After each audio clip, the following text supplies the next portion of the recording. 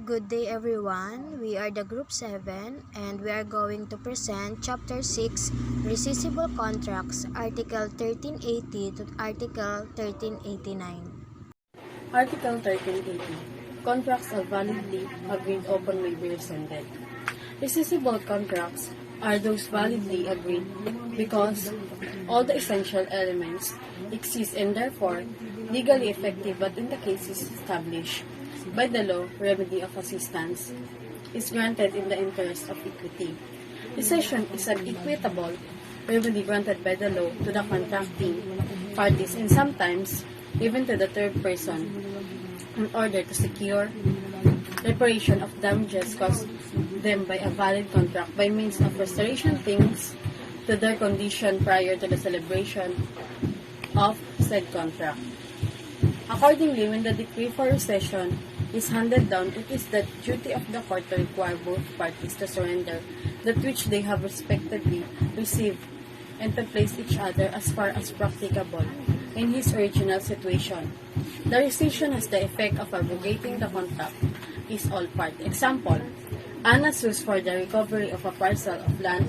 In this case, the land is a thing under litigation during the pendency of the case. Tara sells the land to a third party without the approval of or the court. The sale is rescissible as the instance of Anna. In the case she wins her suit for the recovery of said land. In turn, the third party in legal possession of the land in good faith. Article 1381. The following contracts are rescissible. 1. Those which are entered into by the guardian whenever the wards when they represent sufferation by more than 1/4 of the value of the things which are the object thereof. Agreed upon may be the absences is the latter suffer the lesion stated in the preceding number. Those undertaken in fraud of creditors when the latter cannot any other manner collect the claims due them. Those which refer to the things under litigation as they have been entered by the defendant without the knowledge and approval of the litigant's competent judicial authority. All other contracts, especially declared by the law to the subject of rescission. Contract made on the behalf of wards and ward is a person who under guardianship due to a disability. In most cases, the guardian powers over the ward's property are confined for the simple administrative function. The court must sign off. Example, A is B's guardian. Ward A sells B property for 160,000 pesos instead of 200,000 pesos. Because the lesion is more than one part of the body, the contract of sale can be revoked, and B can rescind the transaction by taking suitable legal action once he reaches the age of majority. Article 1382. Payments made in the state of insolvency for obligation to whose fulfillment the debtor could not be compelled at the times they were effected are also rescissible. Rescission of payments is the subject of this article. In order for the article to be applicable, two conditions must be met. First, the debtor must be in a condition of insolvency, which does not have to be proclaimed by a law. Second, the payment demanded is for a debt that is not yet due and demandable. Rescissible contracts are those that are properly agreed upon since all of the fundamental parts are present and thus legally effective. But the remedy of rescission is provided in the interest of equity in the case established by law. If a debtor lacks adequate assets to satisfy obligations, he is considered bankrupt or insolvent. For example, even though he is bankrupt or insolvent, David pays Dino his obligations or debt. Lando and Luis are also David's creditors, but they are unable to collect from him in any way. So, in this case, si Lando at si Luis ang pwedeng magpa-rescind dahil hindi lang naman si Dino ang creditors ni David at ayun lang ang binayaran niya. There's no problem with the payment, but other persons are affected, other third third person are suffering damages. Article 1383, the action for rescission is subsidiary. It cannot be instituted except when the party suffering damage has no other legal means to obtain reparation for the same. Rescission is a subsidiary remedy available only if the injured party has exhausted all other legal options for seeking retribution or reparation for the loss suffered. It is discovered that the debtor owns no other property than that which is the subject of rescindable contract. The debtor may simply apply for rescission, provided that all of the necessary conditions for rescission are met. When a creditor seeks to have a contract set aside as fraudulent, he must first show that he is a creditor, and second, that he is exhausted all other options for collecting his debt. The following are eligible to file for rescission: parties who have incurred a financial loss, the creditor who is harmed, others permitted by law. In the event of their death or incompetence, their successors may start the action or continue it if it has already begun. The heirs of a debtor who alienated property through deceit of debt creditors, on the other hand, cannot represent the debtor in the action.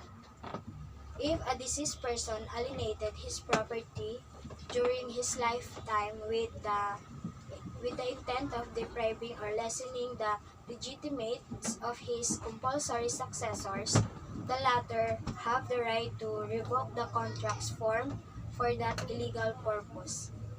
For example, Lourdes is the guardian of Anna, a minor who owns two pieces of three-story house worth 300 pesos each.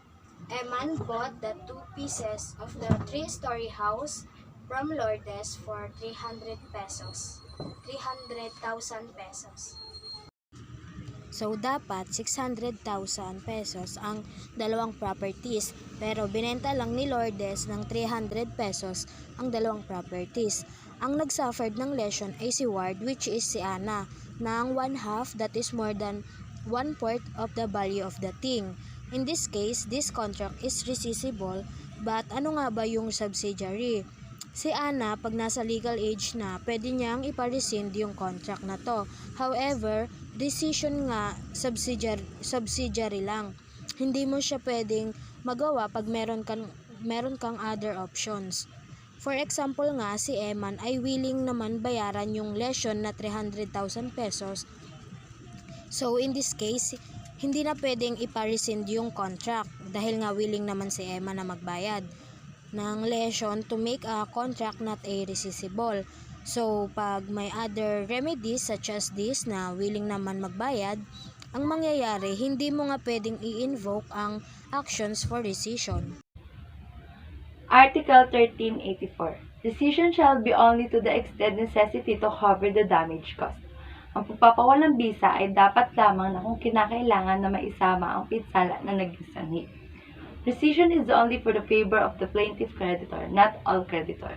The entire contract need not to be set aside for rescission if the damage can be repaired or covered by the partial rescissions. The rescission shall only be to the extent of the creditor's unsatisfied credits. The policy of the law is to preserve or respect the contract, not to extinguish it. For example, Gino, the guardian of Mia, a minor, was authorized by the court to sell a two parcels of land valued at 200,000 each. Gino sold the two properties to Bitoy for only 200,000. In this case, kung mapapansin nyo, rescissible itong contract, it should be for 100,000. But Gino sold it just for 200,000. So, means kapag ipapa-rescind itong specific contract na to, ang pwede lang ma-rescind ay yung sale ng isang property. Kasi yung isang property, nagkakahalaga ng 200,000. Makakover naman yon ng napagbentahan, yung supposed value ng one parcel ng land. So, kapag nakapagbayad si Bitoy, okay na yung isang parcel. However, the other one, yun yung hindi okay. So, yun lang yung pwedeng ma-proceed. So, yung isang parcel hindi na valid dahil binili na ni Bitoy. So, there's no way for Mia to claim it. Ang pwede na lang is yung isa is supposed to be nahati sila ni Gino, but according to the Article 1384, extended necessary to cover the damage. Article 1385. Rescission creates the obligation to return the things when were the object of the contract together with the fruits and the price with its interest consequently. It can be carried out only when he who demands rescission can return whatever he may be obliged to restore. Neither shall rescission take place when the things which are the object of the contract are legally in the possession of the person who did not act in a bad faith. In this case, immunity for the damage may be demanded from the person causing the loss. Rescission creates obligation of mutual retribution. Mutual restitution entails the return of the benefits that each party may have received as a result of the contract, and to rescind is to declare a contract void and its concept to put an end to it, like it never was. Mutual restitution, ito yung pagbabalik ng gamit sa kung ano yung natanggap ng buyer, kailangan niyang ibalik. For example, ang land. Bumili siya ng land kay seller, tapos ibabalik niya kay seller yung lupa, and then si seller ibabalik niya yung binayad ni buyer. So, it creates an obligation of mutual restitution or balikan ng natanggap mo under the contract. So, bakit may mutual restitution? To return to the party to their original situation. So, the rule of mutual restitution even apply to the third person. Please take note also that rescission is not allowed in two cases. Una is, first, you are the party demanding for the rescissions and you cannot return the object or what you are obliged to restore under the contract. Hindi ka pwedeng mag-ask for rescission kasi hindi mo kayang magbalik. And second, if the third person who is in the possession of the property is in a good faith or hindi niya alam na may defect or economic prejudice that was suffered by the original owners of the property. So remember, it applies to the third person but there's an exemption.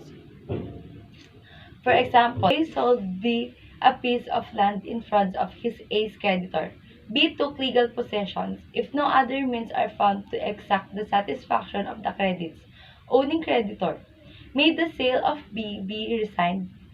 The answer is it depends upon whether B was in a good faith or in a bad faith. If B was in a good faith, rescission cannot take place because the object of the contract is legally in the possession of the third person who did not act in a bad faith. 2. If B was in a bad faith, rescission is the proper. Article 1380 on a wound injury suffering by a person who did not receive his rightful share, and rescission invalidation of a contract for the reason provided in Act 1381 and 1382 of the Civic Code, sack of contract in found of creditory, resign to cancel of repeat, pamuwalang bisa. Award is a person under guardianship by reason by some incapacity. Example, G is a guardian of M, a minor. G sell the property of M worth 20k for only 15k. Here, the contract of sale cannot be rescinded because the lesion is not more than 1/4. However, if the property is sold for less than 15k, M can rescission the sale by proper action in court upon reaction the age of majority. And Article 1387, all contract by virtue of which of the debtor alienates property by gratuitous title are presumed to have been entered into a fund of creditor when the donor did not receive sufficient property to pay all debt contracted before the donation. Alienation by one-rose title are also presumed founded when made by person against whom some judgment has been issued. The decision of or attachment need to refer to the proper to alienated and need not have been obtained by the party seeking the recession. In addition to this presumption, the design to defraud the creditor may be governed in any other manners recognized by the law of evidence. Example, alienation by gratuitous title. Princess Sarah made a donation of a parcel of land to Beckley. Before the date of the donation, Princess Sarah had contracted several those which the donation to Beckley. The remaining proper Princess Sarah is not suffering to pay all he debt. Article 1388. Whoever acquires in a bad faith the things alienated in the fraud of the creditors shall indemnify the latter for damages suffered by them on account of the alienation. Whenever due to any cause, it should be impossible for him to return them. If there are two or more alienations, the first acquirer shall be liable first, and so on successively. For example, Sandy sold her car to Ben in order to avoid the payment of her debt to Kathy, her creditor. Ben knew Sandy's purpose. If the sale is rescinded, Ben must return the car. Should the car be destroyed with or without his fault, then Kathy is entitled to be indemnified for damages by Ben. The second one, suppose Ben transferred the car to Dan, who also acted in a bad faith. Then Dan sold it to Emma, who did know the purpose of behind the previous conveyance. As the first acquirer, Ben is liable first. If he cannot pay, then Dan will be liable. If Ben acted in a good faith, the good or bad faith of Dan is not important, except where Dan connived with Sandy to make Ben a mere innocent intermediary, in which case Dan can be held liable. Article 1389. The action to claim rescission must be commenced within 4 years. For persons under guardianship and for absentees, the period of 4 years shall not begin until the termination of the former's incapacity or until the domicile of the latter is known. As a general rule, the prospective period within which to file a rescissory action is 4 years. The reckoning time, however, may vary depending upon the circumstances. If the complaining party is a third person who has no participation in the contract, the prospective period is 4 years reckoned from the discovery of the fraudulent contract or from the registration thereof, if real property is involved. And if the complaining party is a minor or pupil under guardianship, the action to resign must be done within 4 years after attaining the age of majority. If the complaining party is an absentee, he should file an action of rescission within 4 years from the time his domicile has been known. An absentee is one of the disappears from his domicile and his whereabouts are unknown without leaving an agent to administer in his property. Consequently, when she appears in the domicile, he cases to be an absentee as long as he informs the court of his presence.